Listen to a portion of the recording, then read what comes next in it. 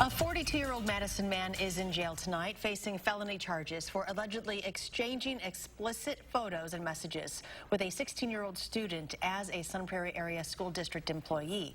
Our Madeline O'Neill is following this story and tells us police's message for every parent tonight.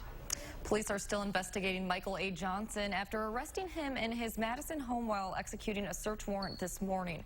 They're looking into his electronic devices, his laptop, tablet, and phone, and suggest you do the same with your children.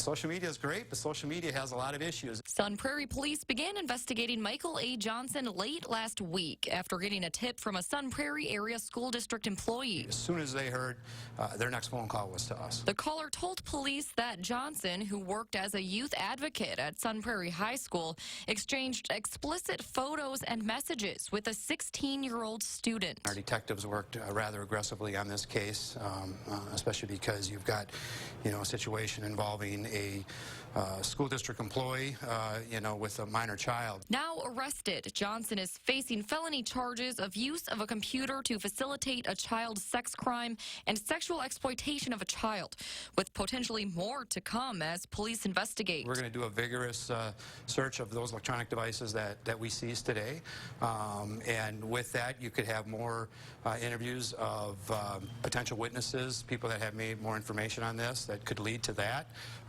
It could lead to us contacting social media companies and getting information from them, so it could spin quite a way. Lieutenant Kevin Konopacki says the investigation could lead them to additional victims as well. Doesn't mean it's going to happen in this case, but when you've seen in the past, when you have something like this, unfortunately, there's a good chance that there could be more than one victim. He hopes one message will get through to parents. My biggest advice to parents out there is make sure you're involved in your child's life. Make sure you know what your child's doing.